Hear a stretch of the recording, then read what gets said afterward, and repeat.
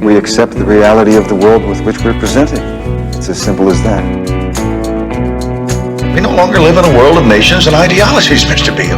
The world is a business, Mr. Beale. Go on without me. Just go. A good soldier never leaves a man behind. Because I wouldn't give you 2 cents for all your fancy rules if behind them they didn't have a little bit of plain, ordinary, everyday kindness. Life, finds a way. Welcome to Silver Screen Biases. Each week we pick a movie off of IMDb's top 250 and dig into it. We're examining truth claims in critically acclaimed movies while also examining our own biases. I'm Nelson. This is Jeff. And this week, Mr. Smith goes to Washington. With special guest Josh Smith, currently running for president.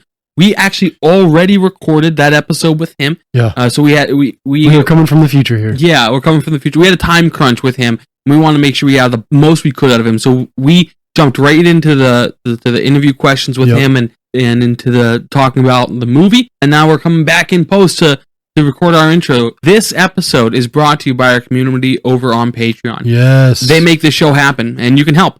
Links to our Patreon and merchandise are in the show notes. Back to the show.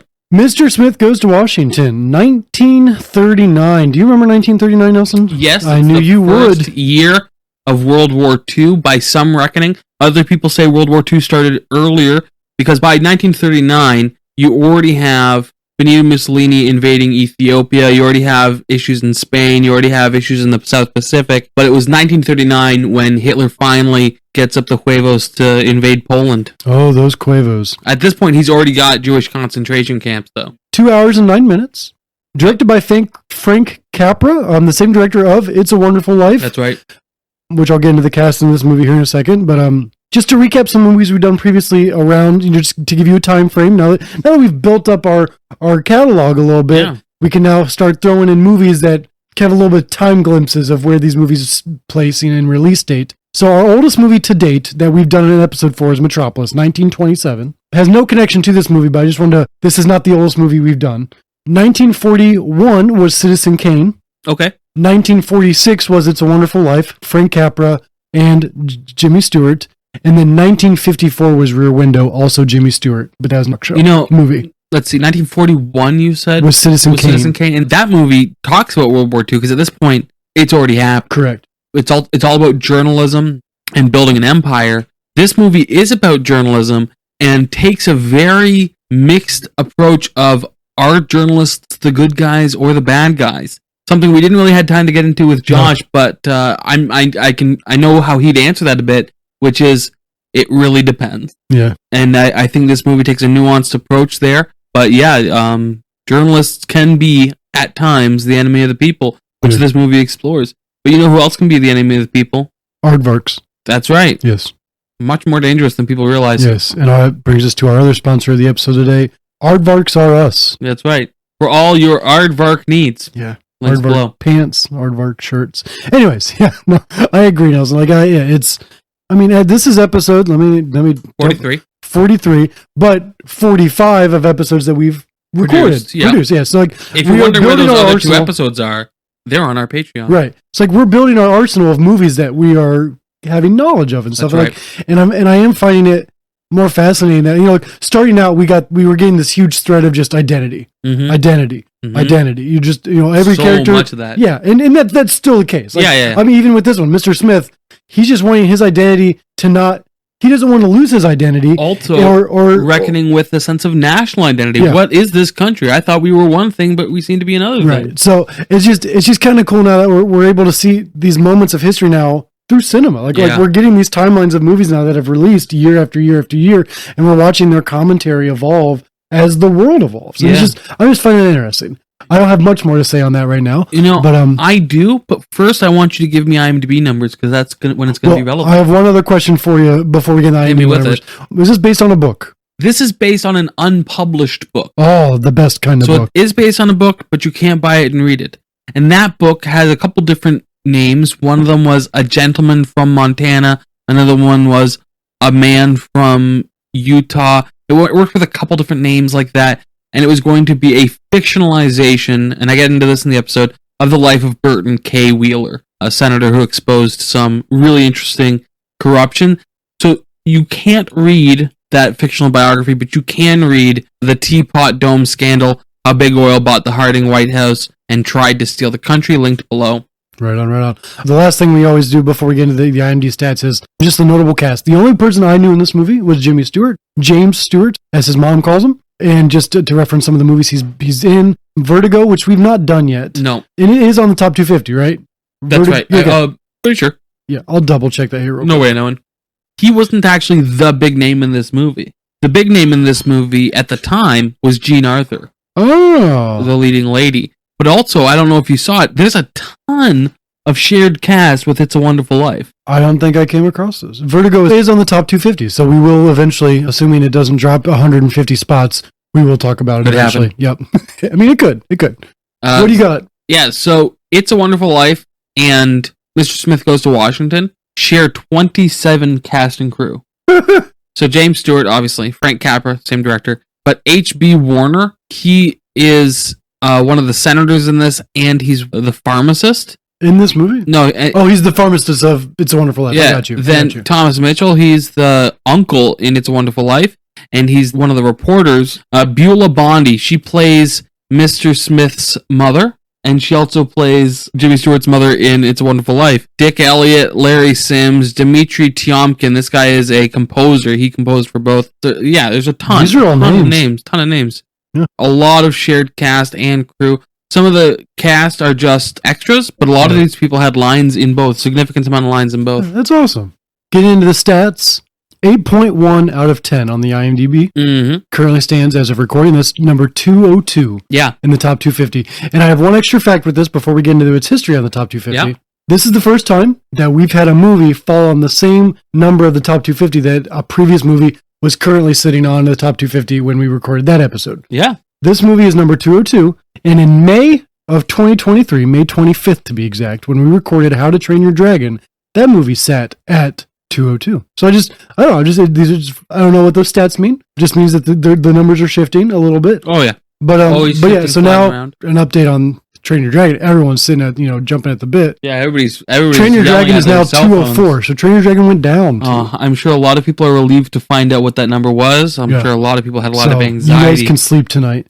Wondering. But what's this movie's history on the top 250? Yeah, so it debuted at 212. Okay. It hit 51 by 1999, and it's been on a slow descent since then. It hit 150 in 2019, had a big 30-point drop in August of 2019, and it's hovered around 200 since. I thought that this was really interesting, that 30-point drop, so I tried to do some research into what's going on with this here, what's some correlations. So here's a possible reason for the 30-point drop in August of 2019. Just so everyone can quote Nelson on this, this is the fundamental reason why this movie dropped 30 spots, according to Nelson. Definitive. Absolute definitive reason. This is the absolute science. In late summer of 2019, the Australian political drama television series Total Control features a remarkably similar plot, this time with the new senator being an Indigenous Australian woman played by Deborah Mailman, recruited to the Australian Senate. On Rotten Tomatoes, it has a 100% critic score and 89% audience score. But before you're too impressed by that, Jeff, as I see that you are, that 100% comes from only 6 critics, and that 89 comes from fewer than 50 audience. And as we know from discussions previously, that's a very, very, very small sample size and basically means nothing. It could be a great show, could be a terrible show, I don't know, but that's the only thing that I could find in the news in 2019, in August of 2019. But then I started to look at the trend a little bit more. Here, let me pull the chart up so you can see it with me. Do it, you won't. I did. Ah, shoot. You called me out on that. All right, so here's the chart, and I was wondering, well, what other things could have influenced this? And I thought about how with Aliens, it has a direct correlation with the release of other Alien and Predator movies. Yeah. I pulled up the other 2 movies that came out in 1939, and they're pretty erratic as far as where they are on the chart. But this one has been pretty steady. What are the other 2 1939 releases? There are 2 other that ones. Are on the top 250? Wizard of Oz is one. Ooh. The other is Gone with the Wind. Those are some big hitters. Mm-hmm. It was a big year for movies. movies. That's a big year, yeah. Holy cow. So, Gone with the Wind coming up in but the next looking 6 at months this for chart, us. I noticed a very interesting trend. If you tip it sideways, it looks like a face. No. Oh, that's not the trend you noticed? Maybe, but I didn't notice that. It held steady through George W. Bush's first term. Okay. During his second term, it fell 50 points. It held steady through Obama's first term. During his second term, it fell about 50 points. Through Trump's term until late 2019, it basically held. But then in late 2019, it dropped those 30 points I mentioned, and it fell a total of about 50 points over the course of his term. And it's basically held through Biden's term. But we could expect it to drop another 50 points after Biden's first 4 years. If Biden gets a second term, by the trends, it'd probably really suffer. So there's a really interesting, possibly no correlation at all. Right. But it is a really interesting trend here of how public perception during a presidency might impact this movie. I can see the connection. But I can't see why it would get worse. I can't see why this movie might lose popularity. No matter the president. Well, when the presidency is doing poorly. I would expect almost the inverse. If the presidency is showing signs of corruption, this will get more positive But views. what it could be, well, actually, hold on. During a time of corruption, it's likely that a lot of newspapers and articles will draw comparisons, and then people will say, "Oh, I've never seen it. I should go watch it." And then if they don't like it, they rated it poorly. Could be that. Yeah.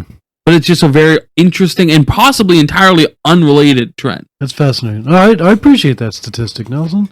Rotten Tomatoes, 97% tomato meter, 94% audience.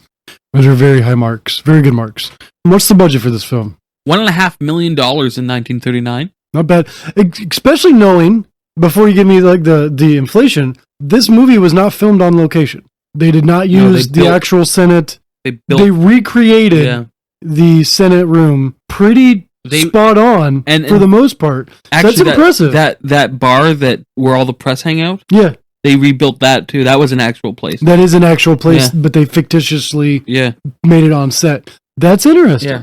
Okay, yeah. So what's budget wise? What's the $1.5 million in 1939? That's 33.5 today. Still cheap. Still cheap. Still cheap. But I wanted to go through a couple other times money is mentioned in the show. We didn't have a chance to get to that with Josh on the air. Right. So when he arrives in DC, all those 5 women ask him for $1 each for the milk fund, and he says that's $5.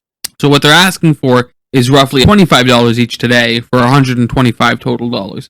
I don't walk around with that kind of money in my pocket, and that contextualized like $5 today. I'm like, I might have that in my pocket. Yeah, there's a good chance I have that in my pocket. $125 I definitely don't have in my pocket. I had $3 in my pocket today.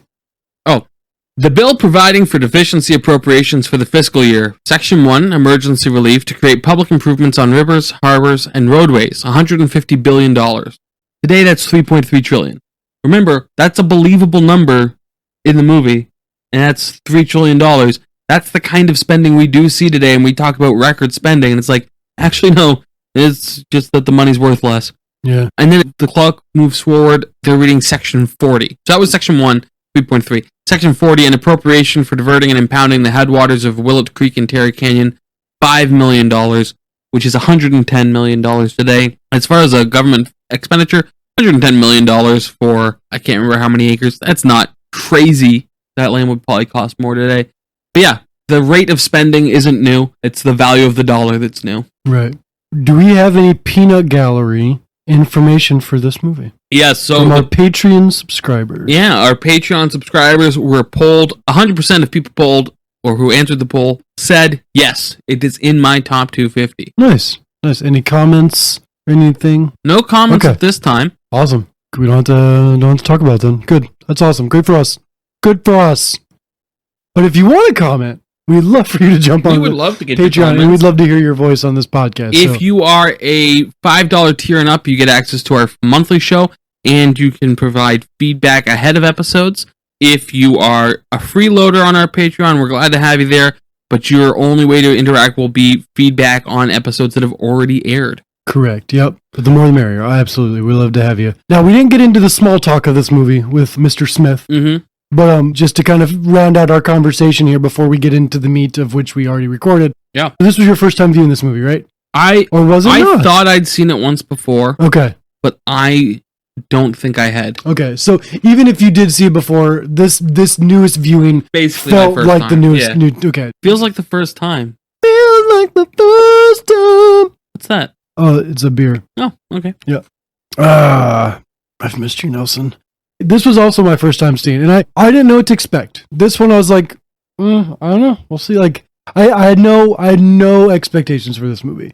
I think the older the movie, the less expectations I have going in, because like I don't know. I almost have the opposite because the You have older higher movie, expectations. yeah, because it's been on here longer. Oh, okay. All right, I appreciate that. I haven't had a good track record with enjoying the older movies until now.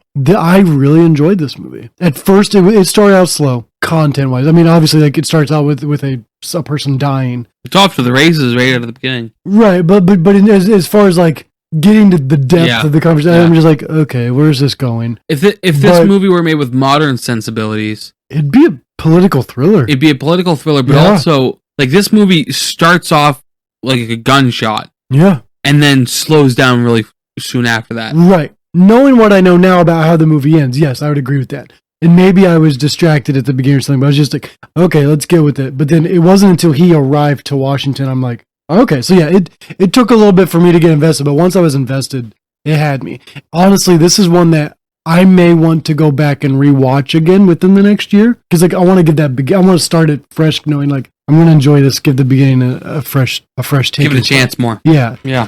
But no, I really enjoyed it. I related to his character.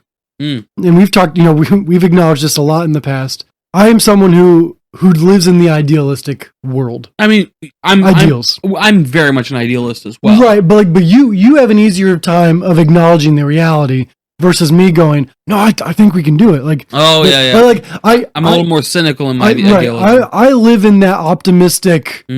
Yeah, like we can do this. Like I related to him very early, like as someone who's very apolitical, but wants to believe in our government. And then on top of that, like I'm someone that would like, I feel like I would be the little man. If I went to DC and I had an opportunity to speak my voice and be heard, I feel like I would be like, all eyes on me. No one's really listening. Like, I feel like I can relate to that. Now, I don't agree with everything. My first cause would not be the Boy Scouts of America. Like, that would not be the first thing. Because they wouldn't let you use the name for the movie. Right, it'd be the Boy Rangers. Yeah. I have different causes that I would put on the forefront of, like, if I get a chance to say one thing, it'd be something else. Like, let's say maybe humanity and, lives and, unborn babies, but something like that. Like, but in general, like, and the born baby. And the born, yeah, correct, yeah. Just babies. Babies. I love babies. Big fan of babies. Babies are great. But yeah, I related to him in that idea of just that small man thing. Like, yeah. I think that's what grabbed me. And I really appreciated this movie. One last thing before we bring in Josh here. And it was a great show we had with him. I think you guys are really going to enjoy it. But one last thing that we didn't get to with him on the air. This is the first movie we've covered where one of the lines in the movie is in our intro. Yes! I'm going to read it now. Because I wouldn't give you 2 cents for all your fancy rules if behind them they didn't have a little bit of plain, ordinary, everyday kindness. And a little looking out for the other fella, too.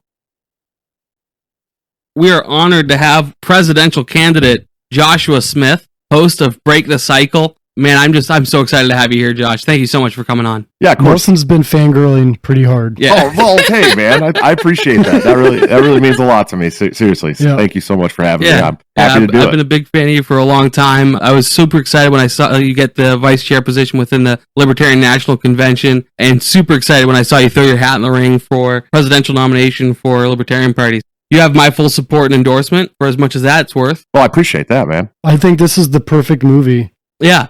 Couldn't in be a many better ways. guest. This couldn't be any more like a perfect puzzle piece for this movie. So I'm very excited. Mr. Smith goes to Washington with Mr. Smith himself. Let's send him to Washington. Yeah. To start off, as I mentioned before we got into recording, we have a few questions for you. So, Jeff, take it away. First one is, what's your political bias? How would you describe yourself when it comes to politics or anything of that nature? My political bias is disrupt the status quo. That's literally what it is. I'm running for president. In my heart, I'm an anarcho-capitalist. That's that's my political leaning. I was absolutely, I was brought to politics by Ron Paul and my hate of war. And I was absolutely radicalized by Murray Rothbard, who is, in my opinion, one of the greatest anarcho-capitalist heroes of all time. Of course, I was further radicalized by Hans Hermann Hoppe and Mises and all kinds of great scholars, these people who have really laid down the Austrian tradition. And these are the people that got me to where I'm at today. But I know, running for office, there's a way that you can talk about these issues that's not as alarming to people as, hey, we're going to completely kill the entire federal government tomorrow, because people get scared about that kind of stuff. And the president doesn't actually have the power to do a lot of that stuff either. And so, I've been working in a really blue collar, middle class campaign. And I think that's why we've been so successful with the middle class, which are, the largest block of Americans, the people who get up every morning and put on their boots and go to work and do normal stuff and have the plight of everyday American men and women, been through the family law system or are dealing with this corrupt counterfeiting machine that steals our wealth through a tax called inflation in the Federal Reserve, and are watching the horror of these terrible elected officials that are putting us on the precipice of World War III. These are my people. These are who I am. These are the people that I am, right? So I've been able to talk to these people very well because I am extremely educated on Austrian economics, of course, but just the dangers of central planning in general, because I've paid so much attention to these wonderful scholars that have built this road for us. And so I'm able to talk to them in a way that makes sense to them, because I've been them. I am them. I've been through the family law system and all the same things they've been through. And it's working really well, man. We're staying steady at a poll right now that has Trump, Vivek, and DeSantis. It's almost at 10,000 votes. Timcast has shared it. And we're staying right at or over 5%, which is the goal for this campaign, which is kind of cool because we're not even in the general yet. We're already making that kind of headway with normies outside of the libertarian scope, right? And so we're doing really well, man. And that's where my bias goes. My whole thing is I want to fix the money and fix the world. That's really what it comes down to. And I think that these traditions and these ideas are how we get it done. I love that. Second question then, what's your religious bias? Same idea, but just a different category. How would you describe yourself when it comes to faith, anything of that nature? I'm a proud Christ follower. I've been dipping a lot into the theology lately. I don't feel like if people were crazy enough to put me in the White House, I'm definitely not going to try to rule with a theocratic, iron fist. But, God. You're not a Christian nationalist?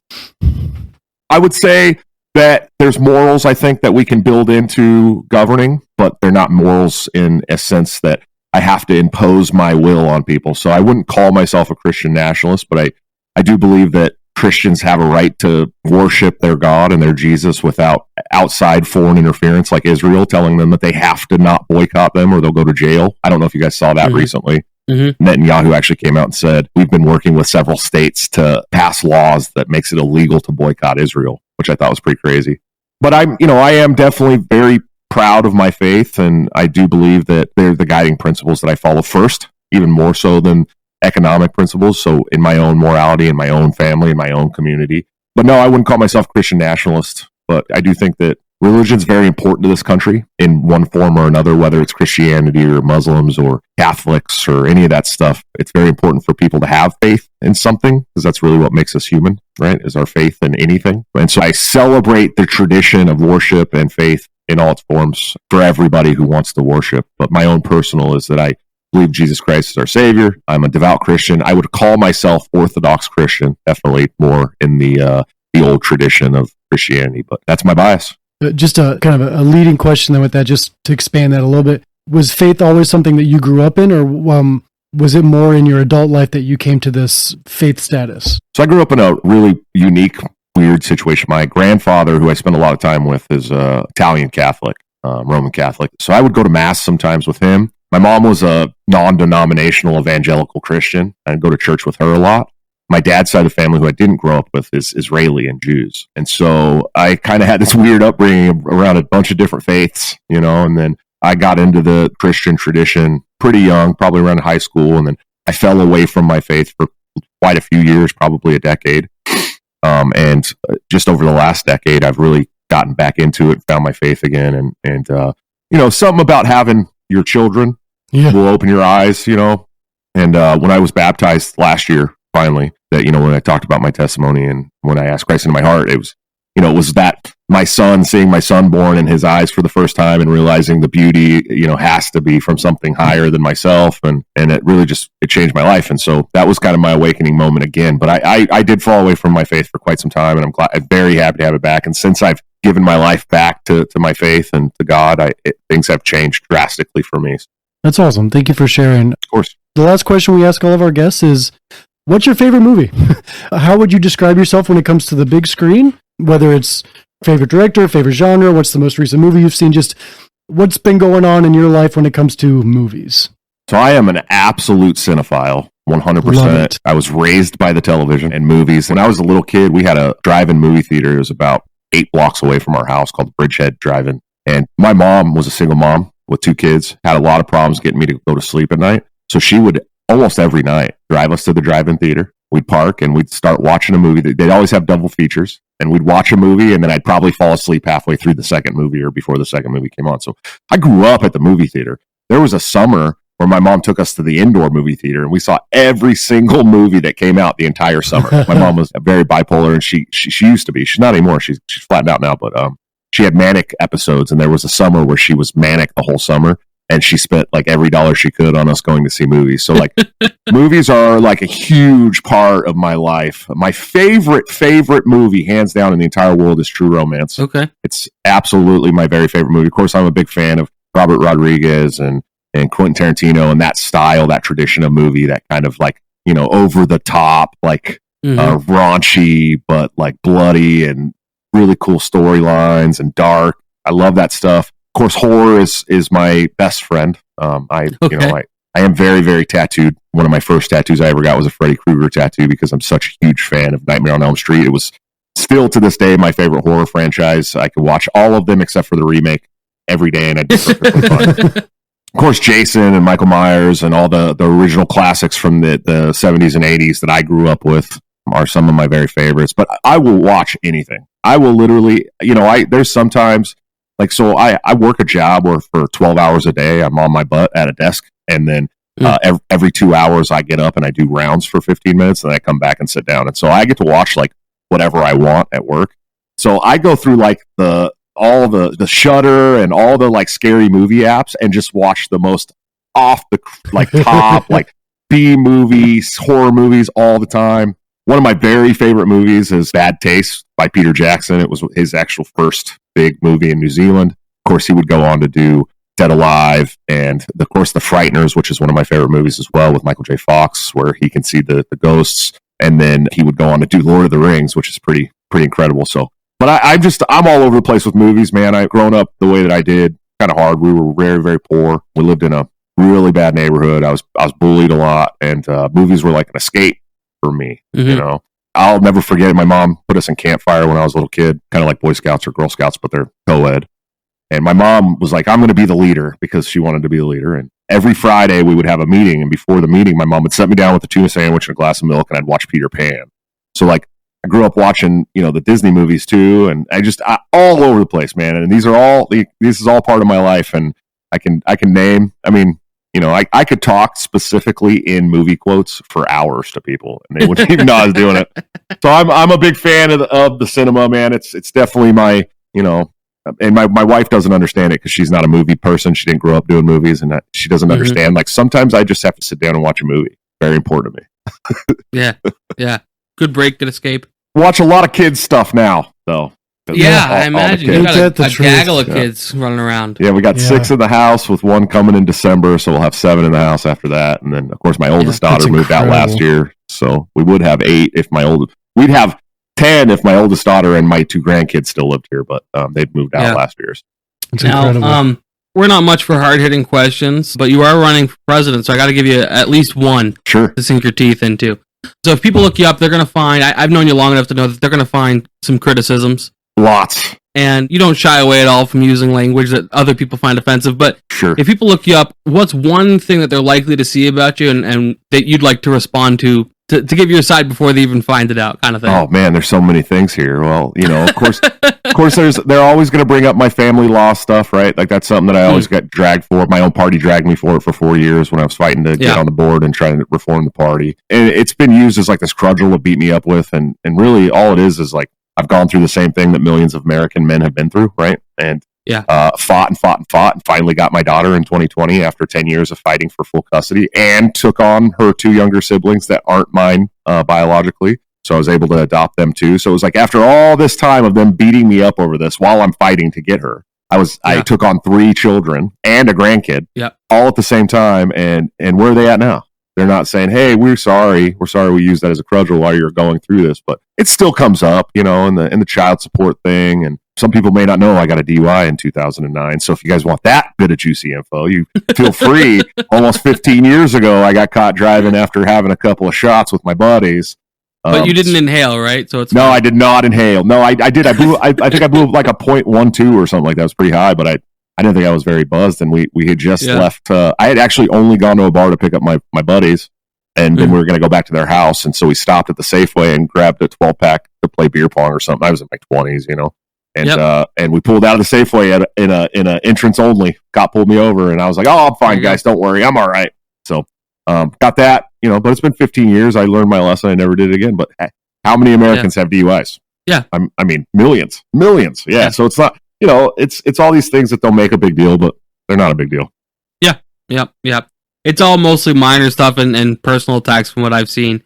I mean, I love people that have kind of rough sense of humor, right? So and I know you well enough. I've seen enough of your stuff that if they really wanted to go after you for things you said, like you've said plenty of stuff making jokes and stuff, but they go after you on personal. I stand by it too. Like that's the thing. Jokes. Well, and that's the thing is like they know they can't go after me for that because I'm just gonna call them names, right? Like that's anybody who's ever followed me the for worst a long possible thing. Yeah, like anybody who's ever followed me for like a normal amount of time, and that's why people always get all like they get all butthurt about me if I'm like arguing with somebody on Twitter. I'm like, did you just start following me yesterday, man? Like I've been doing this for years. Like this is what we do, and the cool thing about it is now you guys have a chance to like point that like rage that I have and that like quick wit, the arguments and the way that I'm able to kind of shut some of these people down at the Uniparty. For the first time in my political career, you have the chance to point me at the Uniparty. Yeah. And we're polling pretty good in all these polls. There's no reason to think that we can't get in some of these big polls and poll at 15% and get on the national debate stage.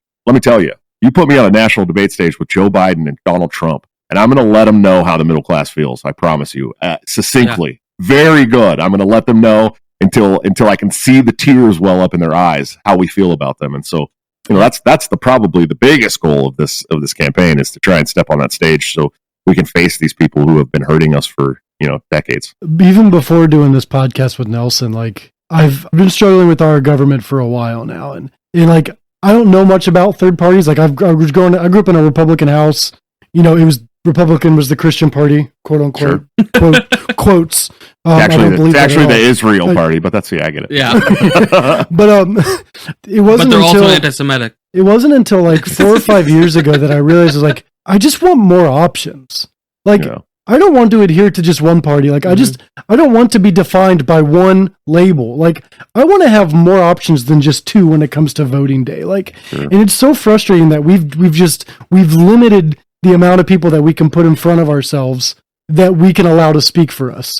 And it's just, I so hope that there's an opportunity for more parties to have a platform, to start lowering the godlike status of these other 2 that shouldn't exist. Here's the thing about that is like, people say that all the time, right? Like this is unfair. We should be able to see all our options and stuff like that. But then they get in the ballot box and they vote for, RD and we're on the ballot. The Libertarians have been on the ballot since 1971. You have had the option to vote for the Libertarian candidate, right?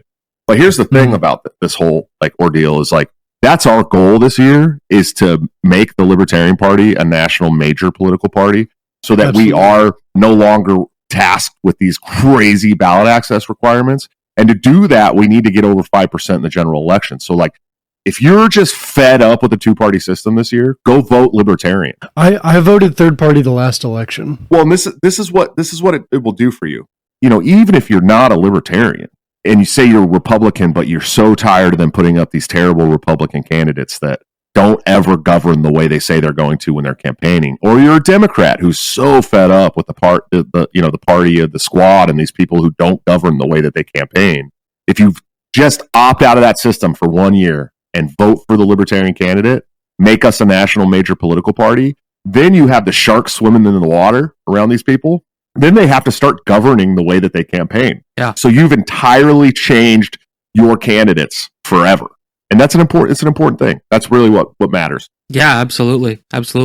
I'm a naturalized citizen. I moved here in high school, and I was trying to get the lay of the land, and I'd hear people talk about wasted votes, and I come from Canada where we got 100 parties, and it just was such a bizarre thing to me. Now I've had it explained to me since that the Constitution seems to unintentionally have been written in such a way to kind of like steer a two-party system, but it doesn't have to be that way. There's so much room for a third party, and neither of the parties represent the majority of Americans from what I've seen. Well, third parties have won before. It's just been a very long time. I mean, 1876 or 1874, that's when the Whigs won, right? And the Republicans at one point were basically a third party. Okay. And, the Dixiecrats were at one point a third party. I mean, these parties that are deeply entrenched and steeped in corruption now, at one point were not a party in the United States. And so, there's a chance to do this if we can get enough people out of this, mass formation psychosis of, we have to vote red or blue. Mm-hmm. And I think that the really important message here is when we're talking to people is okay, well, that's cool. I lived through Jimmy Carter, Ronald Reagan, Bush 1, Bill Clinton, Bush 2, Obama, and Donald Trump and Joe Biden. Okay. None of them enriched my life. Zero of them did anything for my life. And in fact, the Republican presidents in my lifetime have passed more gun legislation than any of the Democrats combined. Yeah. And so, and then on the flip side of that, Democrats always tighten border restrictions. They always find bipartisan support for war. They always find bipartisan support. So, all the worst bills you can possibly imagine have had bipartisan support. It's the only way they get through. So, Republicans never actually do what they say they're going to do. They always do the opposite, and the Democrats do the same. So, at what point do you go? Oh, maybe this isn't the most important election of my lifetime. Maybe it's just every other election that we've had since I was born. Yeah, absolutely. All right, well, let's jump into some movie stuff. Yeah, like we do every episode, we take a movie and we review it a little bit. Most importantly, we just break down what are some of the messages that are being conveyed in this movie. Yeah, what is the director, what are the writers trying to tell us is true about the world, and do we agree? Does it stand up? Did it stand up at one time and maybe now it doesn't, or vice versa? Yeah. So I want to lay the ball up into Josh's court. Josh, I know we got you for a limited time, so I want to make the most of that there. What are some of the big themes you see in this movie that you really resonated with, or you felt totally missed the mark?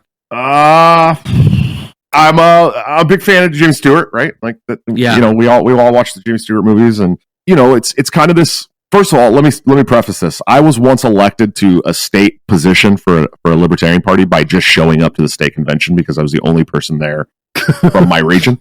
So I kind of know what it's like to get appointed to something that you know, right. And then find corruption, right? I think that's a really important thing to talk about as well. And even from my own people too, right? I joined the national committee and as an at-large, I'd never been in any national leadership whatsoever for a political party.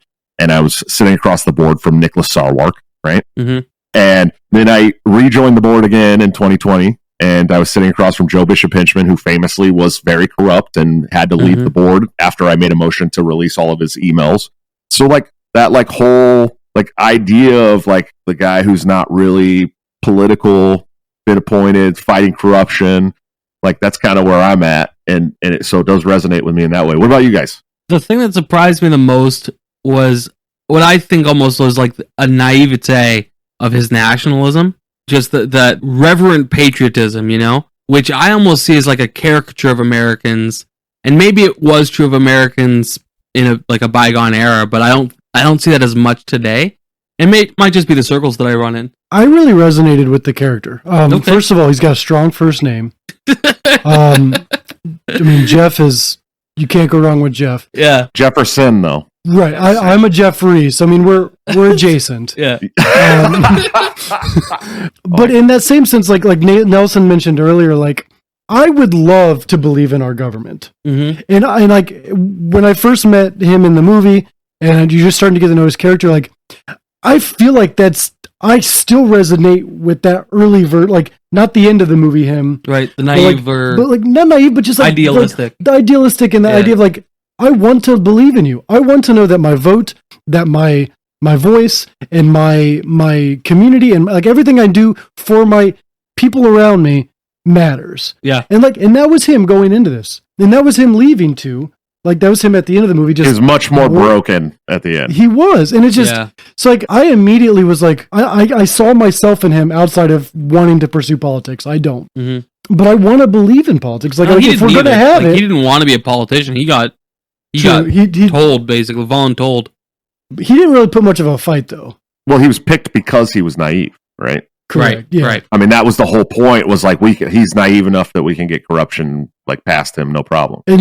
And so, like, the first thing that popped out to me then was just like, how often does this happen? Like, how often do people start in political journeys, even whether it's local or national, like, and then by the end of it, they've turned? Or do a lot of them go in already a little twisted? What's the majority of the journey that people, when people spend time in politics, I'd argue that most of them start altruistic? I'd argue that the consolidated power of the state attracts the corrupt, and anybody that naively enters thinking that it's not corrupt, they either become corrupt or they get chewed up and leave.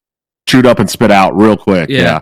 And I talk about this, and this this really resonates in the movie too, but I've talked about this quite a bit. He gets into this political ruling class, right? And finds out that there is no friends there. Right, like that's even when they're telling you they're mentoring you and they're your friend, and they're not, right? Yeah, they're speaking out of both sides of the mouth. Yeah, and so like over the last 7 years of this, this is my 4th national campaign in a row to try and get the delegates on my side for a national convention. Like it's a large job, and I've met a lot of people, politicians at all kinds of events. 90% of the politicians I've met, like people elected and trying to get elected, are absolute garbage bags. Like some of the worst people I've ever met in my life. And I think about that a lot, like, because these are the people that are governing us, right? Like these are the people that are voting on what to spend our money on and what kind of wars to get us into. And you can just tell they're the kind of people that if you came at them with a bag of money and said, hey, do this, they're going to do it, right? Like you could just tell.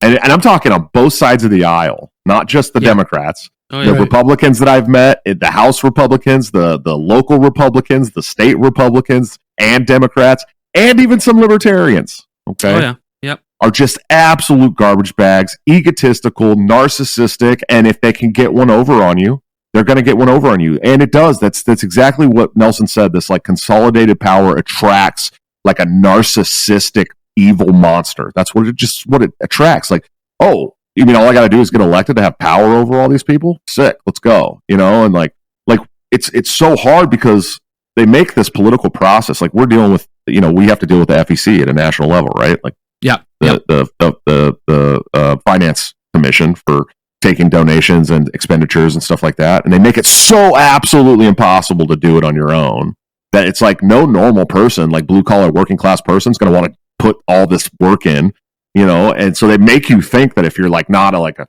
rich doctor or lawyer or powerful elite or corporate CEO, like that you can't do these things.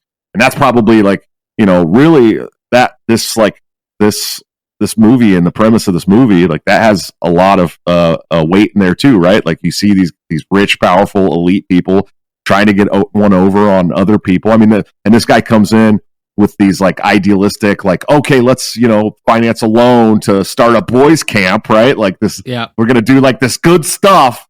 And the guy over here is like, no, we're just going to use you so we can continue our crooked ventures. And it's really just an ugly, ugly, terrible, disgusting business, man. Yeah. Well, one of the things you said there, he actually kind of says something along those lines. Let me see if I can get the exact one here. He says, and this is during his filibuster, he says, a guy like me should never be allowed to get in here in the first place. I know that. And I just thought that was such an interesting line. Never supposed to get in here in the first place. Right. And it's this, and it's kind of a throwaway line in the movie, but it's kind of acknowledging the fact that, like, if you are not an elite, they don't want you there. They don't want blue collar guys. They don't want regular people. And to his credit, Donald Trump managed to convince people that he represented that.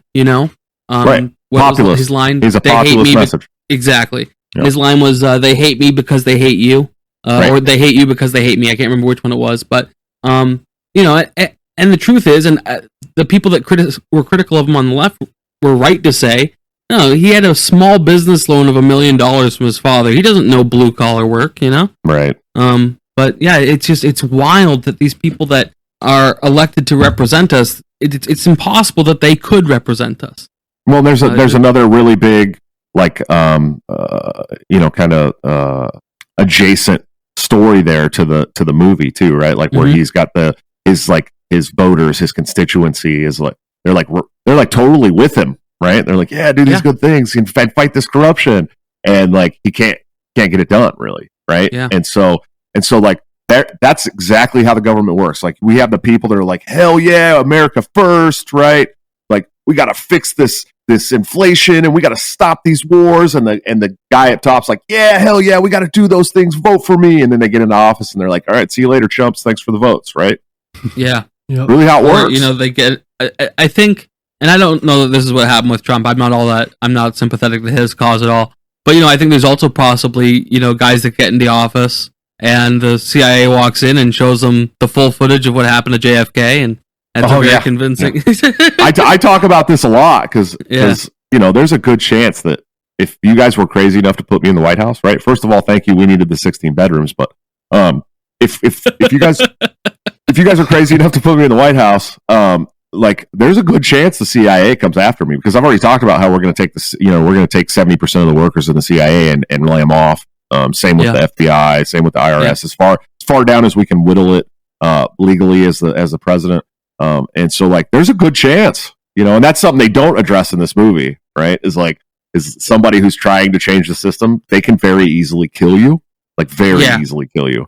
Well, this is 1939. Right. So this is year one of World War II. Right. I was looking at some like the history that inspired this movie. I'd never heard of this before, and it blew my mind. Have you ever heard of the Teapot Dome scandal? I have not, no. So this was Watergate before Watergate happened.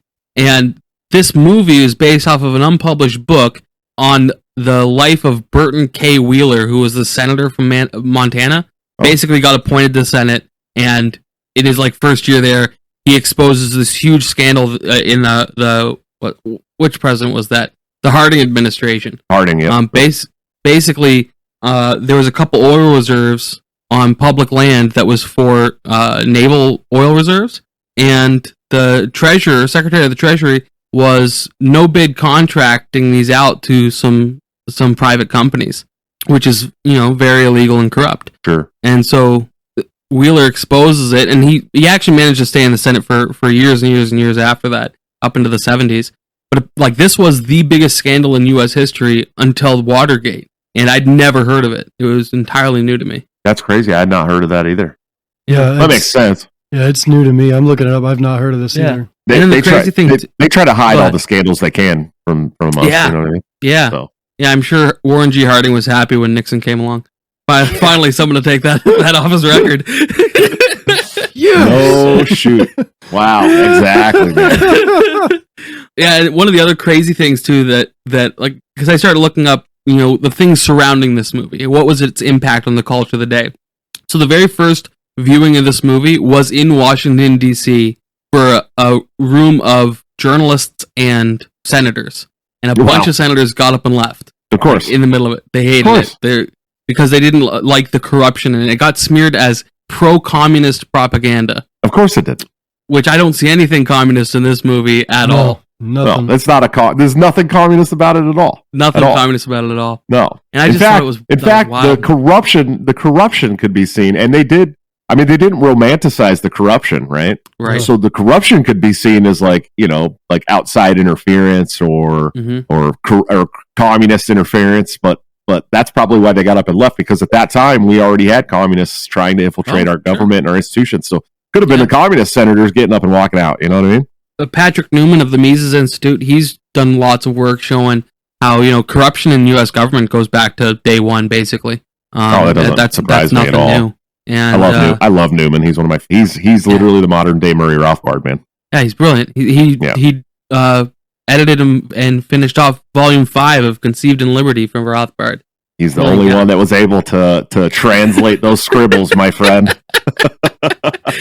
I'm sorry, Jeff. Your eyes are glazing over with our inside baseball. You're all right. You're all right. I'm learning. Yeah. I've had Patrick on my show. He's great, man. He's a really good dude. I like him. And he sounds like Murray Rothbard when he talks, which is absolutely insane. Just like he sounds just like him. It's absolutely wild. He's even kind of got crazy. the same giggle and everything. And I'm like, you close your eyes while you're interviewing him, it feels like you're interviewing Murray because he's got the same like life outlook as Murray did too. And he's just a great guy, man. I really like Patrick Newman a lot. Big fan. Yeah, his fan. book Cronyism, Liberty and Power in America, linked below. Use our affiliate link. We get a kickback and appreciate that. Sick. Mr. Smith Goes to Washington was originally conceived as a sequel. It was going to Mr. Deeds, right? Mr. Deeds Goes to Deeds, Town. yeah. So you know that Adam Sandler movie, Mr. Deeds? Mr. Deeds, yeah. Yep. It's a recreation of Mr. Deeds Goes to Town, which was one of Frank Capra's like earliest movies. You're not kidding. No. Yeah, no, that really did happen. Yeah, I know that. I'm familiar with that movie. I have never watched the original. I have watched. I didn't Mr. realize Deeds. it was actually. It's the same Mr. Deeds. Okay, It's the I same thought it was story. just like bantering the name or like whatever. No. Just okay. The original was not a comedy though. No. Okay. No, it's like a romantic comedy, but it's mostly like a drama. And Yeah. Right on. Mr. Smith Goes to Washington was going to be Mr. Deeds Goes to Washington. And then there was actually conceived a sequel to Mr. Smith Goes to Washington that never got made called Mr. Smith Starts a Riot. And I just feel like the radicalization just really amped up pretty quick I there feel between like- the first and second movie. I feel like we really got robbed that we didn't Yeah. get the Mr. Smith Starts a Man, Riot movie. what could have been? Maybe I will be the Mr. Smith that starts Yeah, there you go. starts Start the a riot. caliphate, bro. You know what I mean? I might do it. It's movie adjacent, but like the only other famous movie with the word Smith in it that I'm familiar with is Mr. and Mrs. Smith. Yeah, yeah. Brad Pitt and Angelina Jolie. Yeah. Totally There's more. unrelated. Just wanted to. There's more. No, there's more that's Mr. both of them, there's more- Josh. That's both the Smith movies. No, there's more Smith movies. I'm sure of it. I'm sure of it. No, I'm There's gonna gotta look be. this up right now because I'm sure of it. And then Movie also title this movie, because with it's so iconic. I'll give him a second here. In title. Come on. Pimpernel Smith from 1941. Nailed it. Growing Up Smith in 2015. Emma Smith, My Story from 2008. Hurricane Smith from 1992. Very good movie, by the way. Action film, if you've never seen it. Lots of old 40s movies with the name Smith. An Evening with Kevin Smith. Boom. That might not be terrible. Yeah. If he's not crying about the COVID regime. Why won't everyone get their vaccines? And then, just because of how iconic this movie is, Simpsons has parodied it times. 3 times. Yeah. So they had Lisa win a trip to Washington D.C. and get frustrated that because episode. of that was a good Corruption. one. Yeah, that was a good one. And then another one where they tried to get Krusty to be a senator. So that's Mr. Spritz Goes to Washington. But then there's in one of the episodes they're watching TV and a Mel Gibson Mr. Smith Goes to Washington movie happens. But then instead of a filibuster, he just starts killing all the other senators, and then the boys come in and carry him out on their shoulders, and he's their hero. That's I'd watch that's that. the ending we could have had. Yeah. That's Mr. Smith Starts a Riot, I think. Yeah, that's Mr. Smith Starts a Riot. Mel Gibson. Oh man. That's a good one. And then he calls them all derogatory Jewish names and storms out. Accuses them of a global Jewish conspiracy. Yeah, global Jewish conspiracy. Starts talking about Jewish space lasers. Yeah, it's the movie we didn't know we needed. Yeah, that's that's definitely one we need. Well, while we're kind of dancing around this topic of just the impossibility or the almost impossibility of getting into a government situation and making a difference from this little man syndrome, essentially. Like, okay, is it possible? Is how do I want to word this?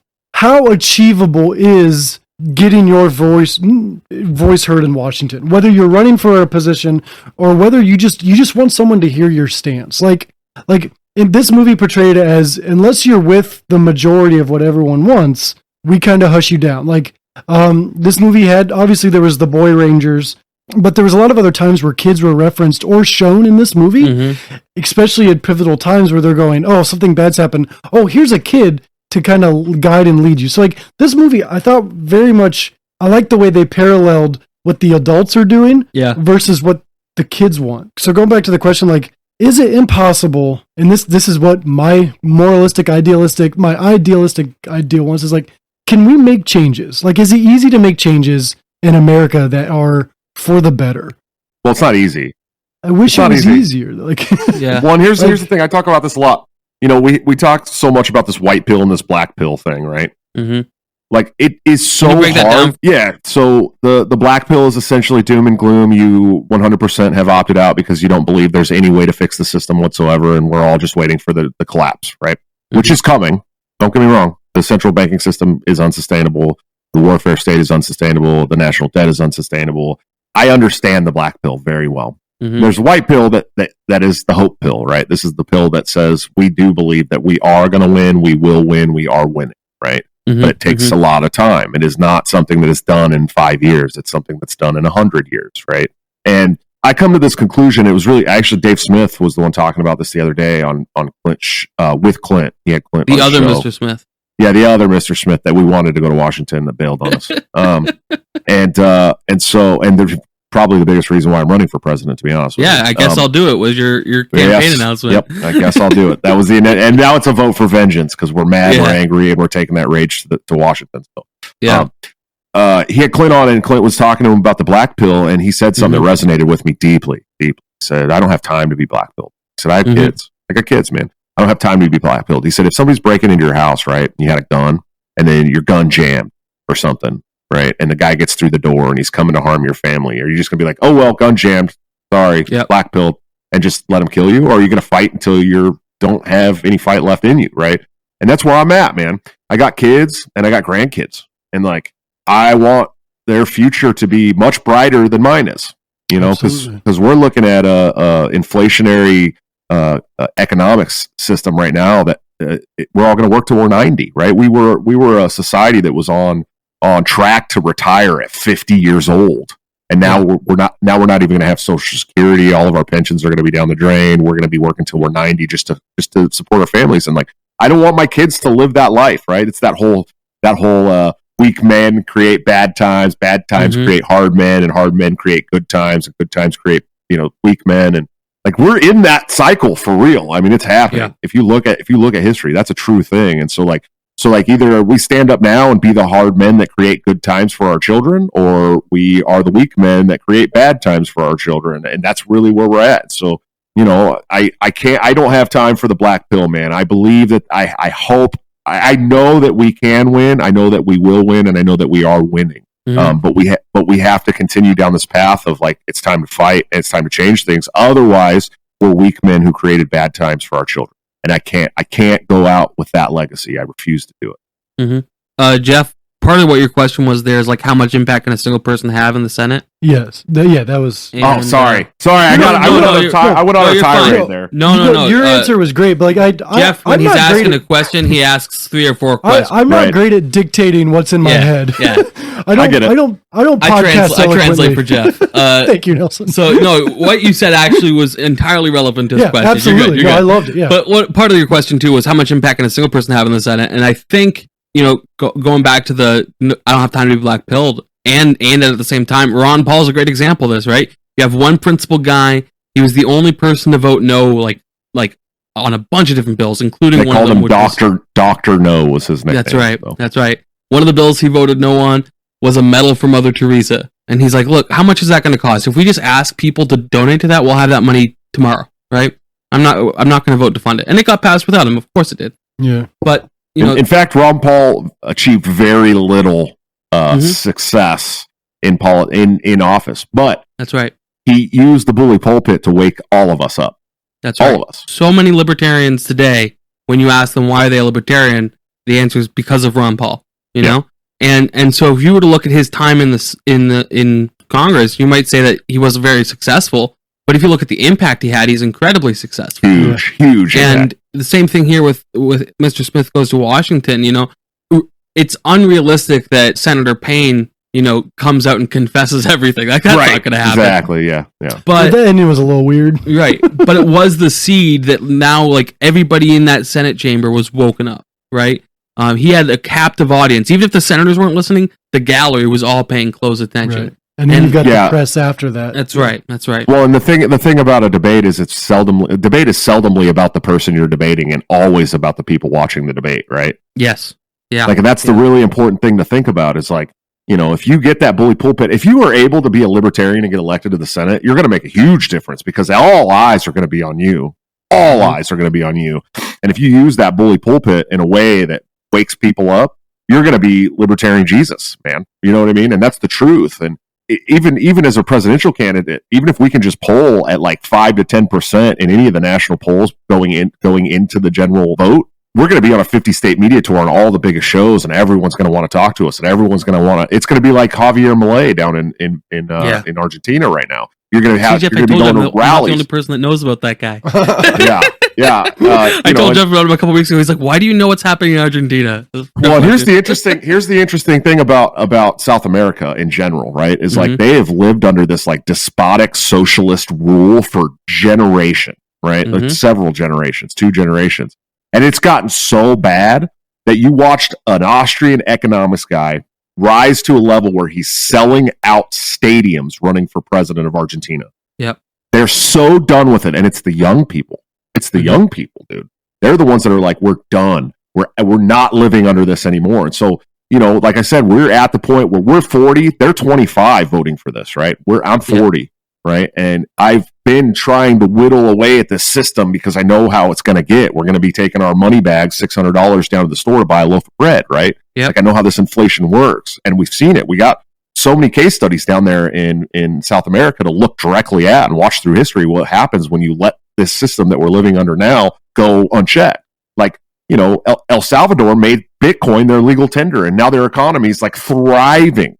Right. And so we see this use case scenarios down here in South America, and I want that for America. I want America to be that country that stands up, because we're such a beacon for hope for so many people around the world. I mean, really, we are. Even when our worst times, people are like, "America's so great," you know. Yeah, that's why they come. That's so I want to be the America that the rest of the world, minus the Middle East, thinks we are. Okay. Yeah. Like I truly want to be that America. And I think the only way to do that is to keep fighting, man. And no matter how bleak and dark it gets and how hard it gets, like if you got children and you want to leave a legacy, fight now. Don't start and, let it get a little worse. No, fight now. Start fighting now. Stop voting for these bozos that haven't changed anything. They've in fact increased the hurt and pain in your life, and just start doing it now. It's the time. Yeah. Yeah. Those are the 2 big things I had that I brought up. Just the little man syndrome and the just the whole idea of like just someone who's altruistic, and like so those are the 2 big things that popped out to me. Do you can be altruistic. You can be altruistic, but you also need to be like need to mind your P's and Q's if you're going into politics, because people will try to use you. They will try to direct your good faith into bad directions, and manipulation happens. Yeah, I'm like an altruistic guy that wants the best for everybody, but I'm also like very, very vengeful of the way that the government has treated Americans for a long time, and so I'm on my P's and Q's when I'm thinking about like this stuff and talking, and like there's people calling me that, I'd love to donate to you, and can we talk about this pack and that pack? And I'm like, dude, listen, if you're a foreign pack, if you're APAC, like the American Israel pack, like I don't want anything to do with you. Sorry. I don't want any big corporate interests. I don't want any big foreign interests. I am And people get mad when I say this, but this is absolutely okay to be this way if you're a libertarian. I need more libertarians to understand this. I am an American first populist libertarian candidate. Okay. 100%. And people are like, oh, populism. Whoa. And I'm like, populism is speaking to the normal everyday people. That's all populism means. It's you're talking to the fears of the normal everyday people as opposed to the rich elite in America. Right. I don't care about those to them people. about how the elites are screwing them. Yeah, these people, these rich elites, they don't feel the same things that the middle class down feels. They don't feel them because they're sheltered from them by their large bank accounts. Really, truly, that's what it is. Right. And so my fight is for the people who are hurt by these policies every day, and that's a populist message, and it's an America First message, because I want to end foreign aid and foreign war and bring our troops home and make our country more safe and worry about our citizens that live here that are 12% of them are having a problem putting food on the table. Like, that's crazy. Yeah. We're spending billions of dollars around the world, and we have our own citizens are having a problem putting food on the table. Like, no, it can't be that way anymore. And that's why I call myself America First. And it pisses some libertarians off, but they've got to come to terms with the fact that, like, we're running to govern America. Okay. We're not running to govern 200 other countries around the world. We're running to govern America and take care of Americans. And that's who I'm for. And that's what I'm running for, is to, like, fix my own country. And so, like, America First is totally fine if you're a libertarian. It's totally fine. It might be, some of these open borders libertarians might be like, oh, well, you're not an open borders guy. That's okay. We need to stop taking people in for a little bit until at least we can figure out how to, fix the monetary issues for the people who live here. I know that some people get mad at me about that too, but it's not like I'm anti-immigration. I'm just pro-American citizen, and I'd like to see them get their lives back on track before we continue to add to our debt and our population and all these things, because it's very important. It's a very important thing to a lot of Americans, because the majority of Americans are not pro-open borders. They're just not. No, you know what I mean? No, not at all. My experience as an immigrant. So I'm an immigrant. My wife's Hispanic, and we had an illegal immigrant daughter for a while because she was here on an expired Canadian visa. Sick. And nice. yeah. Well, that's I've long said that's where we need to build the wall, is at the northern border. Yeah, you gotta keep out those prospects. I call them snow Mexicans. My dad has a shirt that's got a maple leaf on it. It says Snow Mexican. He wears it every 4th of July. Yogurt Yetis. I lived in Guatemala for a while, and I worked in a call center there, and so almost everybody I worked with was a former illegal immigrant to the United States that had been deported. And I remember talking to one guy. He's like, "Yeah, I'm heading back next week. I won't be in here." And I was like, "Oh yeah, how are you going back?" He's like, "Yeah, I'm just gonna swim across." Right, and it's just one of those things, Yeah. And then where we are now, we're pretty plugged in with the Latin community here. Some of them have legitimate paperwork, a lot of them don't. That's not something of a huge concern for me personally. It's not something that bothers me. Depending on the day, I'm closed or open borders, but basically I'm a private borders libertarian. Sure. Like the HOPA approach. And at the end of the day, that's what I am too. Yeah, absolutely. Yeah. And but the biggest thing is, just from my own experience coming here, from my own experience with my daughter's paperwork, the issue is that it's incredibly complicated. It's incredibly expensive. If you call immigration services and say, "Hey, I have some questions on this," they say, "No, you got to see a lawyer." Like they just won't answer, right? So your low class Latin American, he's not going to be out thousands of dollars trying to figure this out. He's just going to come here. Just going to come, right? Because that's what makes sense. So.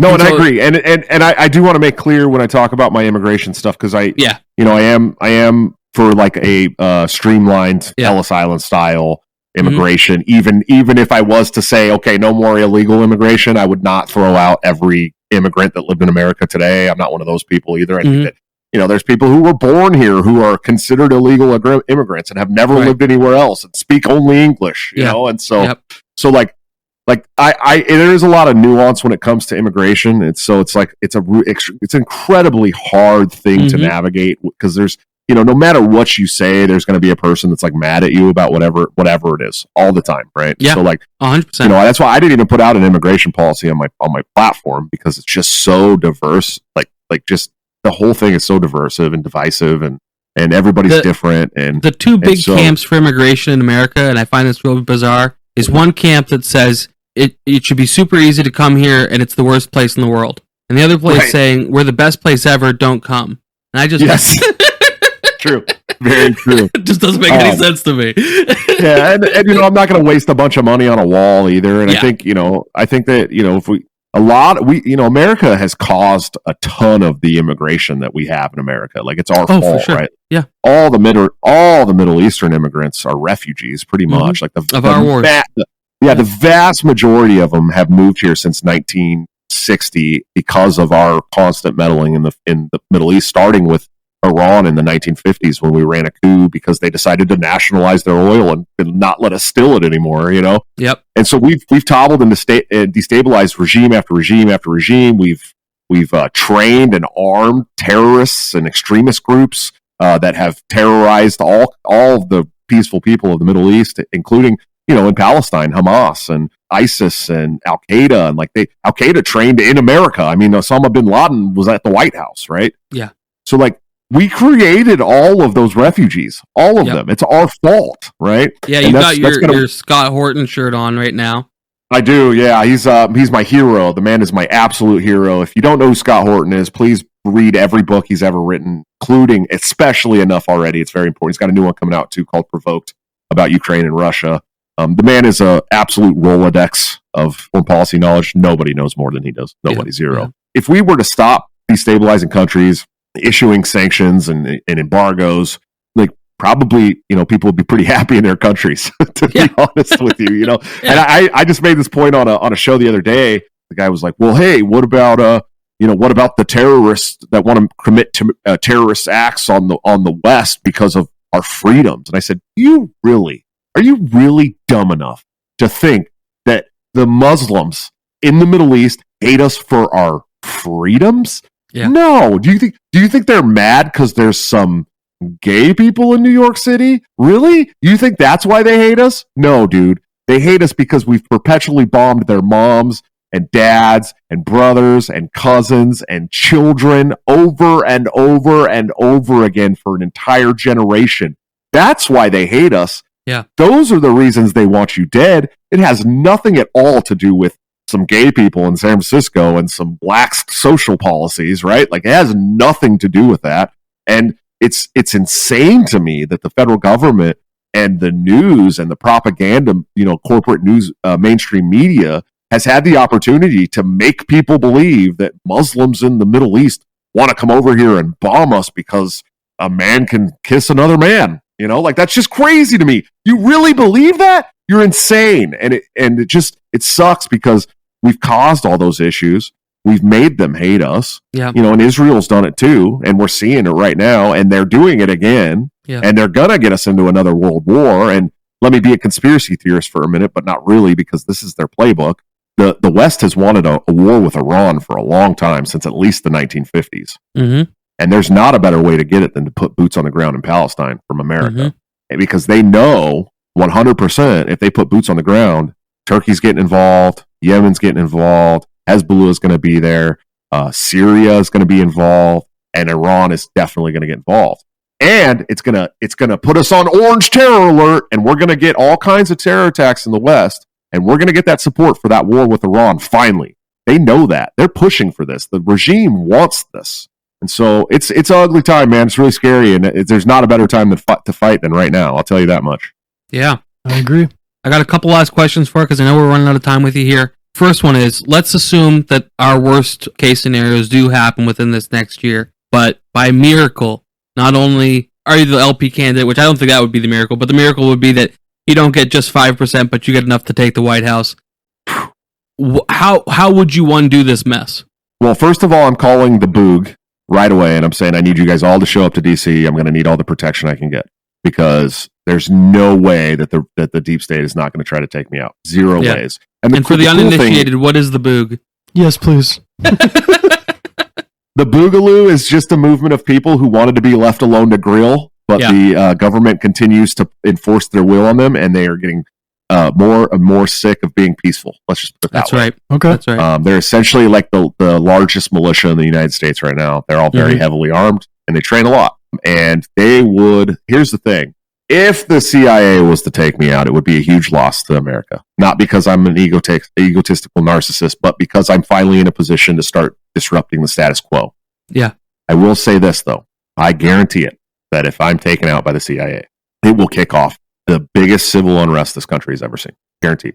It will start the Boog right away. And I'll be on Mount Capistan, up there with my statue, on my way to heaven. And things are going to change anyways, right? And so but we're going to get security right away, my own security. We're not going to just rely on the Secret Service and all that stuff.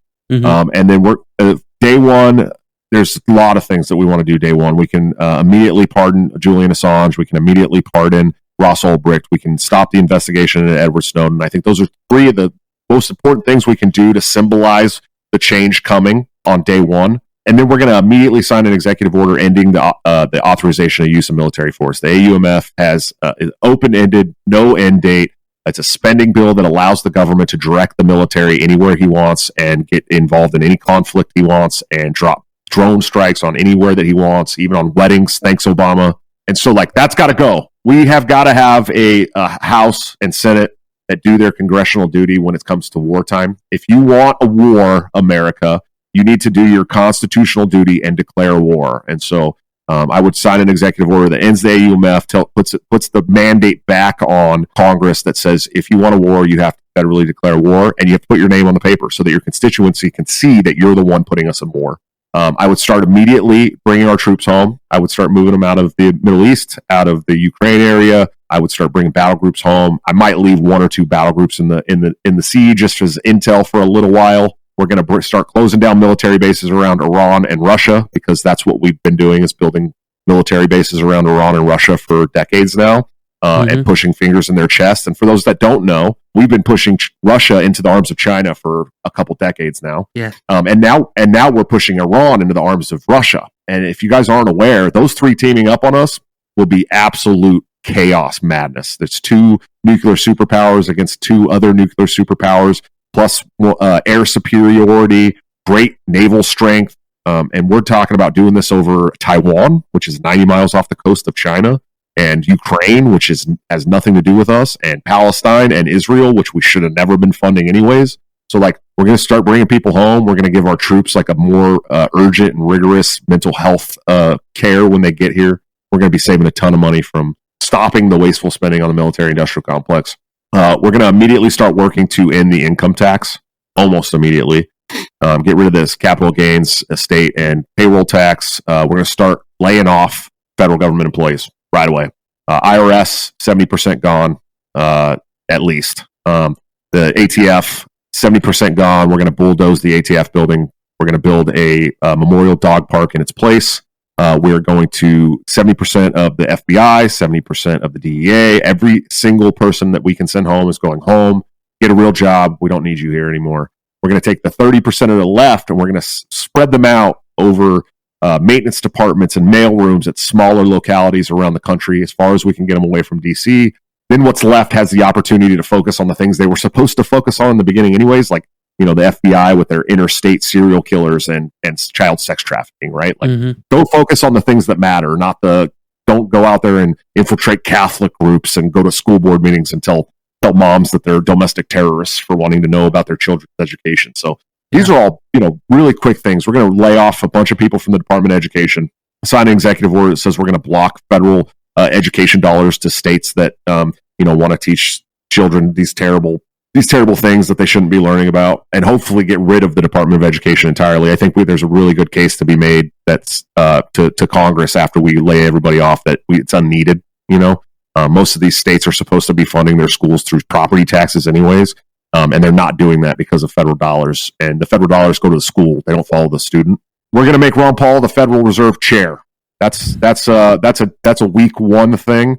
I don't know if Ron can do it. I think he's getting a little retiree at this point. Yeah, he's in his 90s. Give him a break. He's 87, Nelson. Wow. Give the man a break. It's just a number. It's a symbolic thing. I say that I want to put Ron Paul in there, but it could be Bob Murphy. It could be any of these great economists that know Bob how Murphy the would Fed be works. Just a heck of a choice, man. Yeah, so it could be any of those guys, and it will be somebody. And the president doesn't have the power to pull the Federal Reserve Charter in 1913, but we do have the power to put in a new Fed chair. And I'm going to put somebody in there that's going to go in and start tearing the walls down. Yeah. The president does have the power to direct the Treasury to not take any more fiat dollars from the Federal Reserve, and in fact pull some out of circulation to start trying to get people's purchasing power back up and start dropping the inflation rate. Of course, whoever I put in chair is going to drop the interest rate as well. And we're going to start auctioning off all kinds of federal government property, including all ATF military gear, all DEA and FBI military gear. And we're going to take that money and we're going to use it to A, pay down some of the debt as much as possible, and B, pay reparations to Americans who have had to unconstitutionally buy NFA tax stamps. So that's another one as well. That's the one reparation that I actually support. So, but there's a plan. I mean, I have this. These are all plans that I will actually do. And here's the cool thing about this is, like, I'm not Donald Trump, right? And I'm not DeSantis or Vivek or Joe Biden. Like, I'm saying these things because I will do these things. Mm-hmm. Like 100%.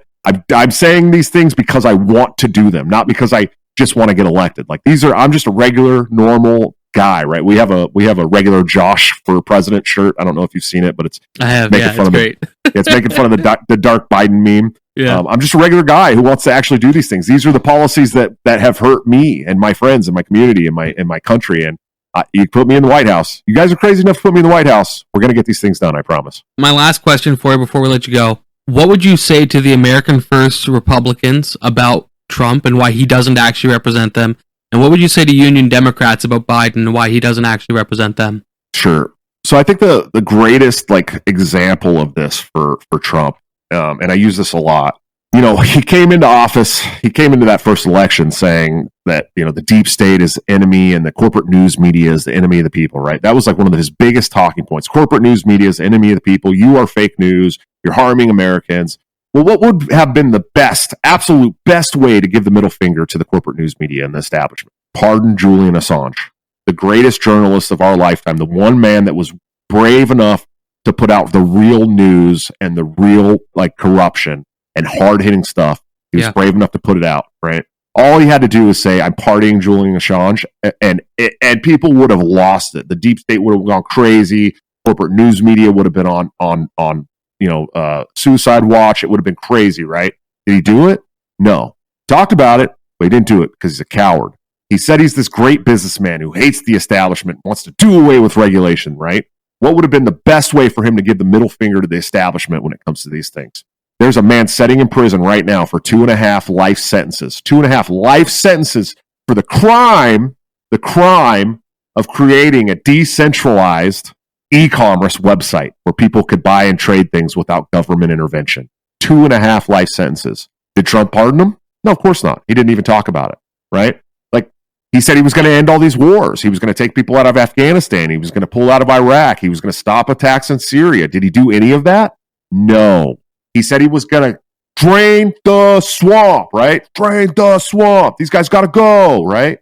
He filled the swamp up. His whole cabinet was part of the swamp. Right. How much more proof do you need that this guy doesn't care about Americans? I couldn't imagine re-voting for this guy. I never voted for him in the first place. I've written in Ron Paul for the last 4 elections, right? but how can you look at that after being this devout, populist, America first, voter who was yeah, we're finally going to get what we deserve, and then fart noises, right? That's what happened. That's all you got. The sad trombone is what you got.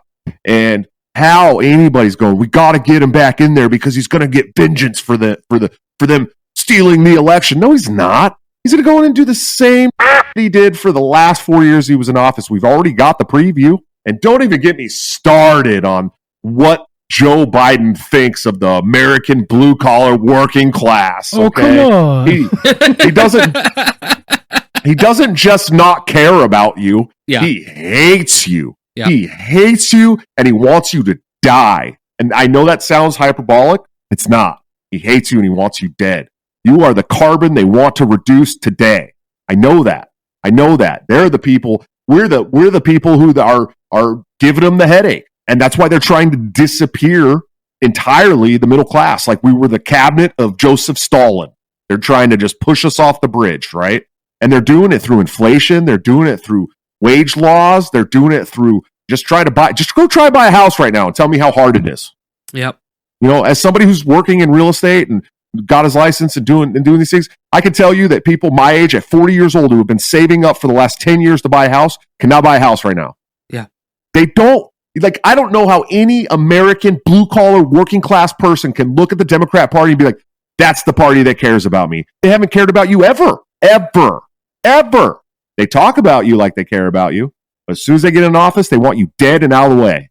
Dead. And I'm not saying that as to be hyperbolic. I mean it. They want you dead. You are taking up space in America for them. They want your real estate. They will burn down your Hawaiian city to buy oceanfront property. I promise you, they will. Allegedly. They'll do it. Allegedly in Minecraft. I think we know better. Yeah. Okay? Yeah. But this is the truth. I don't know how any self-respecting American can look at these two parties and go, yeah, I got to vote for one of these guys. They're going to do me right. Right? I hate to use a Joe Jorgensen reference, right? But it's like the young 21-year-old fresh out of boot camp military guy at the strip club believing the stripper's going to go home with him. Mm-hmm. It's truthfully what it is. You have been talked into these rosy pronouncements that are never going to happen, and I don't know why you continue down this path. Who was it? Albert Einstein talked about, insanity is doing the same things over and over and over and expecting different results. How much longer are we going to do it, man? Because we're going to die. We're going to we're going to be 80 years old, we're going to die, and we're going to leave this to our children, and then they're not going to know any better because you keep making the same mistakes. They don't know how to change it. Right. So like we stand up and change it now, or we hope our kids can do it. That's really what it comes down to. And I'm done. I am opted out entirely of the clown show of the Uniparty. I'm done with these people. I want them all in Guantanamo Bay where I want them. And I mean that. So I don't know. I appreciate I think that. that's my arguments. We'll tell our I feel people. like I could communicate this stuff really well, Powerful, man. We got a few wrap-up questions that we do for every episode. Do you have time for a few more, or do we need to let you go? Sure, let's go. All right, so I haven't got. Listen. It really is up to my 5-foot Italian wife. Okay. I told her if things get too heavy, text me and I'll get it wrapped up. Okay. But she is a 5-foot Italian and she will stab me. She's very pregnant. We're like 4 weeks away. We've done some movies about Italians. We know. Yeah. We're like 4 to 5. We're like 4 to 5 weeks away from having a baby. So you can imagine 5-foot Italian with two kids already that are 3 and under, and 4 kids that are 6 and up, and then 1 on the way. I will get stabbed in my sleep if I don't listen to her. All right. We'll go through these quick then. Yeah. First question, and we just go around the table here. Would you recommend this movie, Nelson? Oh, absolutely. Yeah. Any reason or that, or is it just? I think. I do think that Jefferson Smith is overly idealistic and overly patriotic and nationalistic. I think that did a great job of shining corruption that's as relevant today as it was in 1939. I was actually really maybe rose-tinted glasses, surprised at how blatant the corruption was in 1939 even. Yeah. Would you recommend this film? Absolutely. I'd recommend just about anything that Jimmy Stewart's in, first of all. He's one of my favorite, old-timey actors. I mean, come on, man. Yeah. It's a Wonderful Life. Give me a break. You know what I mean? But here's the thing. Yeah, the cool thing about this movie is there's so many parallels to today's political sphere, right? Mm-hmm. Like that, but it gives you like the real basic early examples of it. And so it's actually a really good movie to open your eyes, but it also is like a feel good movie, right? Yeah. Like you get to feel that underdog who's fighting the corruption, and it always feels great, in any movie. And it's wonderfully acted, very good, very well acted for the time, for sure. And it's a classic. You can't ever go wrong with a great classic movie, for sure. Yeah. I would also recommend this. I really enjoyed this. It was not only entertaining, but it was one of those ones where you're like, it got you pumped up. But halfway through the movie, wouldn't say edge of my seat, but I'm there going, okay, come on. Like I'm cheering for him. I'm like, I'm invested. So any movie that gets me invested, I think it's worth your time. So yeah, I'd absolutely recommend that. Next question, before we get to the question, the rating of this movie is passed. And one of the questions we ask is, would you change the rating of this? Is there anything in this movie that deems it to be reevaluated this day and age? I'd say it's perfectly fine PG. If you were to remake it today, it'd probably go a little harder in the paint and probably be PG-13 or R. Yeah. Yeah, I think it's a PG movie for sure. I don't, and those movies back then used very little curse words anyways. It wasn't like society is today. They were much more classy about their language. Yeah. And of course there was never any gratuitous nudity or sex scenes in those days really either, outside of the unorthodox movie houses that you could visit back then. The most graphic, in quotations, point in that movie was when there was the implied attempted suicide at the end. Yeah, but it was off screen. Yeah, and by the time you get there, it's already de-escalated. Yeah. So that was probably that could push it. That could push it. And the drinking and smoking. Right. Yeah. So but I mean, that was even this day of age. That's oh yeah, that's in Disney movies. That's okay. Yeah. So yeah. True.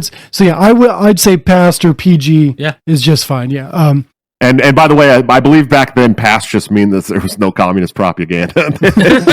I believe that. Yeah. This movie came out in 1939. Yeah. Would you guys say it's aged well? Has it held up? Has it stood the test of time? I think it's aged incredibly well. And it inspired me to buy a book on the Teapot Dome scandal. I want to figure out what that's all about. Yeah. Yeah. Yeah, it definitely held up on a timeline for sure, and probably will for at least another 20 or 30 years till the full collapse, and then people will watch it and go like, oh, look how great government used to be. Just a little bit of corruption, one guy could fight it. Unfortunately, it aged so well because corruption still exists, right? Yeah, exactly. Yeah, it's definitely held up to the longevity for sure. And you said it was 1939. 1939. Yep. 39. Okay. Yep. So that was Same after, year. That was after Wizard of Oz. Same year. Was it the same year? Yeah. 39? Okay. All right. Yeah, I don't have that Wizard of Oz fact. We haven't done that movie yet, so I didn't have that date on my radar. That's a good one. You guys should do that one. We compare. It's on It's the coming list. up.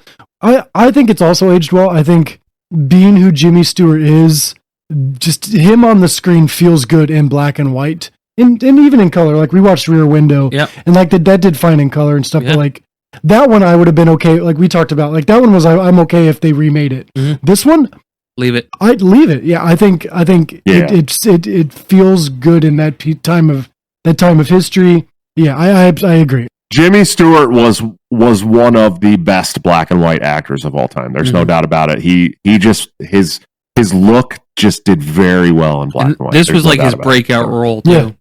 Yes. Yep. Yeah. Because It's a Wonderful Life was 1940. I have that 1946. 46. Wow, was that Yeah. much further along? Okay. Yeah, I didn't know it was that much 1946. And this was also Frank Capra's first film that wasn't just like A documentary, because he did some documentary. he did films some too. documentaries, he did some rom-coms, but this is his first one that was even like something approaching cynical. Oh wow. Yeah. Two more questions here, both in the same category here. And this one's very vague. Yeah. But would this movie be in your personal top 250? I could name 250 movies. There's no doubt about it. It would take me a long time. Would a this long be time. in the top of that? Or like Probably would it be not. in the No. top? Probably not. Okay. No, It's a Wonderful Life is for sure. Yeah. Okay. And you know, as far as Jimmy Stewart movies go, it's a really good movie. Mhm. And it'd probably be at least close. I'd Okay. say it'd be close, but I also haven't watched it in a long time. That's fair. Okay. I know it's probably been 5 or so years since I've seen that movie. I would have studied it more if I had been on the ball. So. No, I mean, Hey, no worries. you're pretty busy these days. Yeah. Speaking of being Life is busy these days, insane. tomorrow night you're on Timcast IRL. That'll be 2 weeks ago now by the time this releases, so that's linked below. I'm sure you crushed it. Yeah, and it'll be If you didn't, yeah. let me know, and I future- won't link it, and we'll cut Yeah. this part. Yeah, that's right. Yeah, past me. Good job, dude. I'm proud of you. You did really good. I'm very proud. You did an amazing job. That was your second time on Timcast in a month, by the way. We're all proud of you. Yeah, you're crushing it, man. We'll Last be on question PBD here. soon Well, too. Oh wait, so. sorry, yeah, Jeff. This one would be on my top 250. So of the 3 Jimmy Stewart movies we've watched, Yeah, this is my favorite. yeah.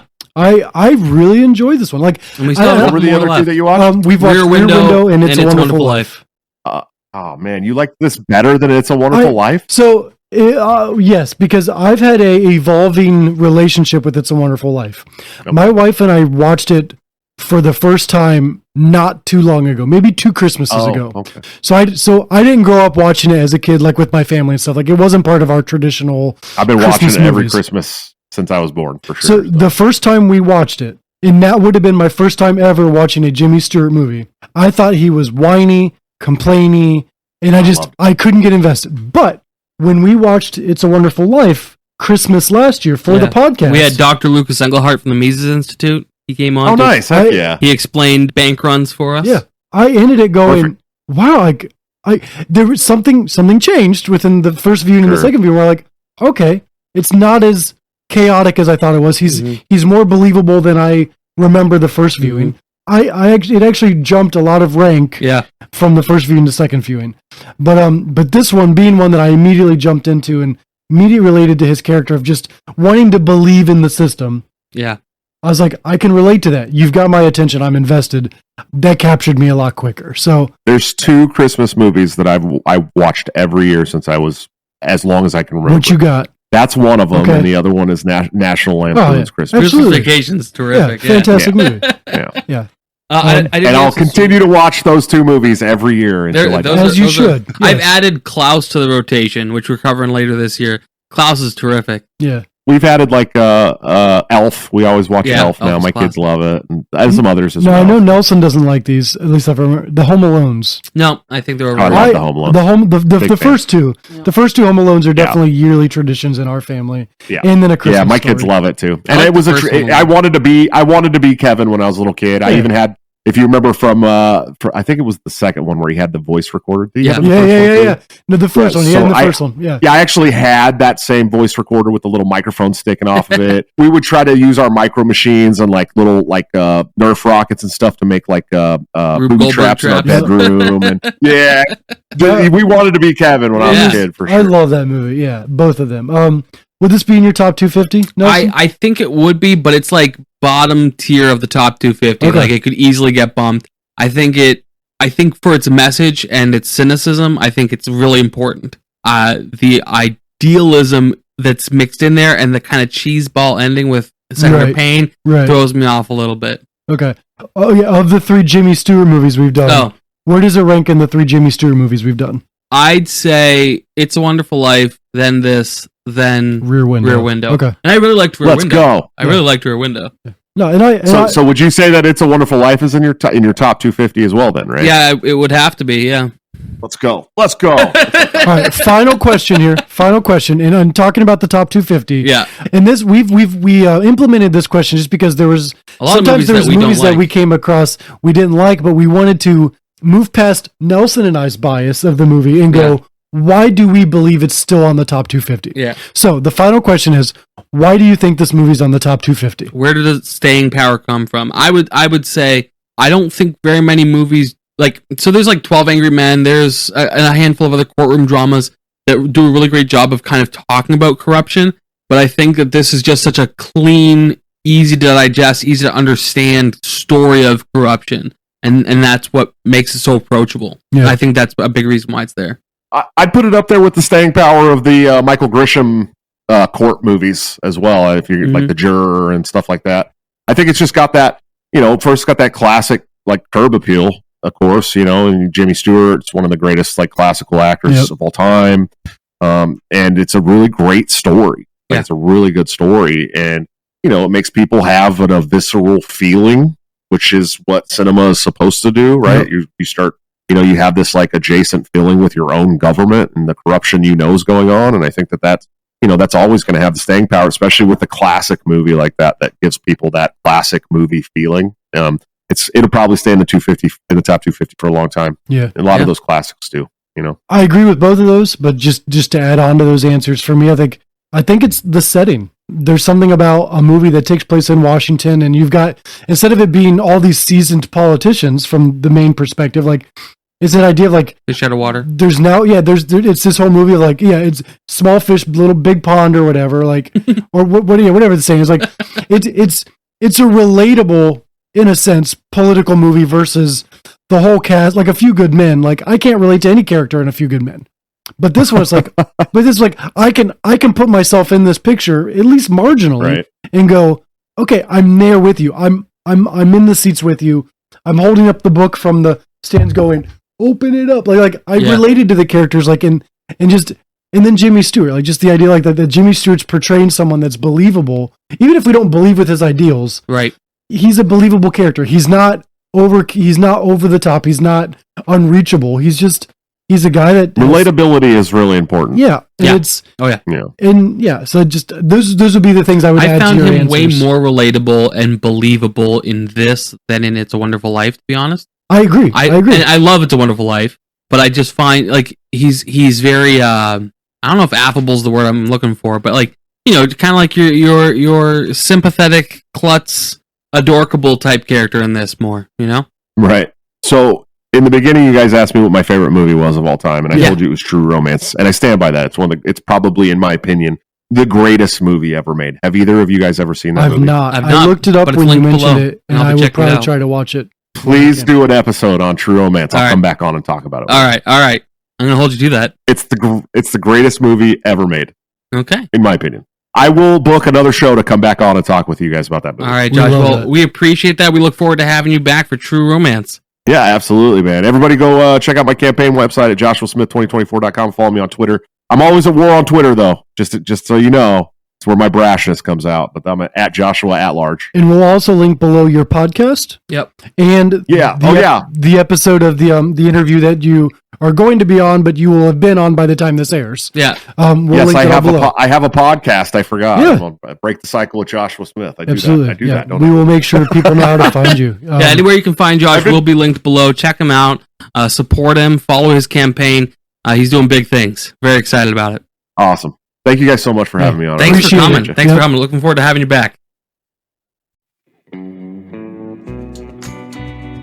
Thanks for listening. We hope you enjoyed this episode as much as we did. If you have found value in what we discussed today, please consider leaving us a rating and review. And don't forget to subscribe so you never miss an episode. If you have any feedback or suggestions, we would love to hear from you. That's right, tell us why we're wrong.